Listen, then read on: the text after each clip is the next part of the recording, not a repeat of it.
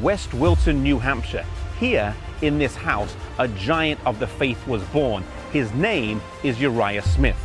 At a young age, he developed an infection in his left leg, and unfortunately, at the age of 12, he had to have it amputated just above the knee.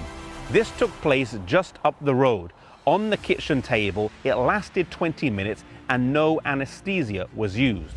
Like his sister, he was gifted with a brilliant mind and attended Phillips Academy in Exeter, one of the foremost schools of his day. When his father died suddenly, it caused him to think about his own spiritual life and study thoroughly the Adventist message after having lost his zeal after the disappointment of 1844.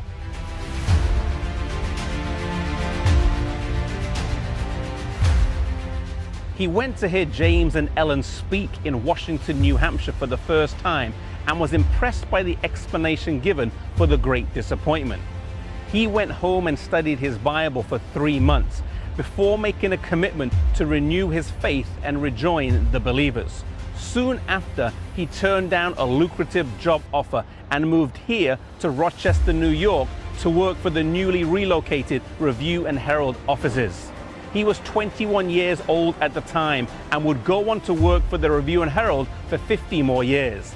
At the age of 23, when it moved to Battle Creek, Michigan, he became the resident editor.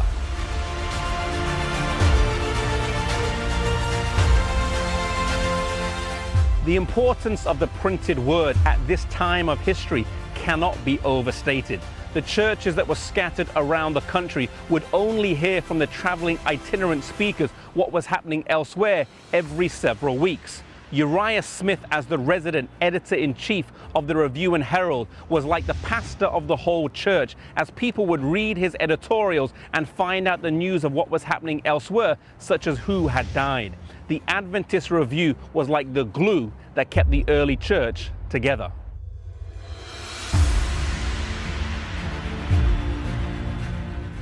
However, he was more than an editor and preacher. Uriah Smith had 8 patents during his life, one of which was a school desk that earned him $3,000. He also patented a significantly improved version of the prosthetic leg. He was also a prolific writer, completing 18 books during his lifetime, the most famous and well-read being Thoughts on Daniel and Revelation.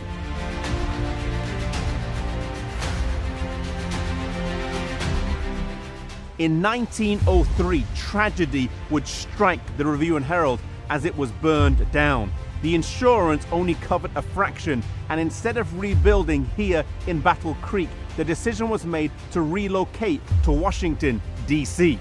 Uriah Smith, writing shortly after this tragedy, said, "In the shadow of great calamity, we are of good courage." The Review and Herald under Uriah Smith's leadership had gone from a small Washington hand press to having hundreds of employees using the best equipment and printing in 6 languages.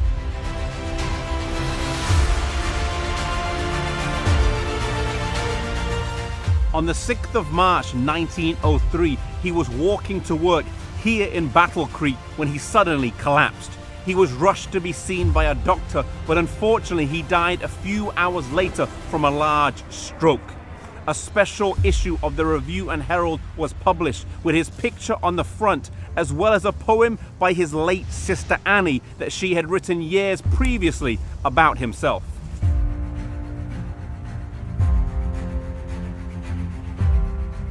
He was also a hymn writer, and his most famous hymn rings with words that echo to our time today. "O brother, be faithful, soon Jesus will come, for whom we have waited so long.